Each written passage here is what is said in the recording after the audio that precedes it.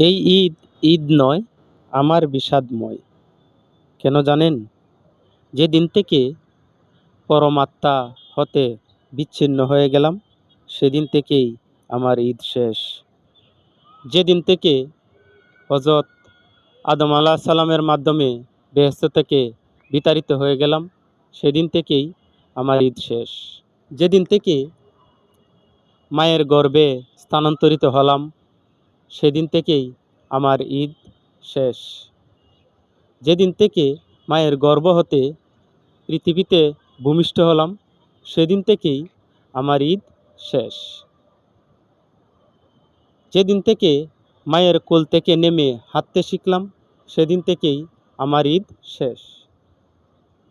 যেদিন থেকে নিজের দায়িত্ব ও সংসারের দায়িত্ব নিজের কাঁধে বুঝে নিলাম, সেদিন থেকেই আমার ঈদ শেষ।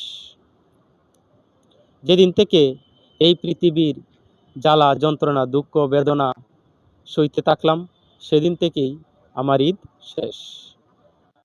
আমার ঈদ আবার সেই দিনে হবে যেদিন আমি ওই আগের মতো রূহ জগতে আলাহিয়াতের সাথে মিলিত হতে পারবো, পরমাত্মার সাথে মিশে যেতে পারবো। সেই দিনই কেবল একমাত্র আমার ঈদ।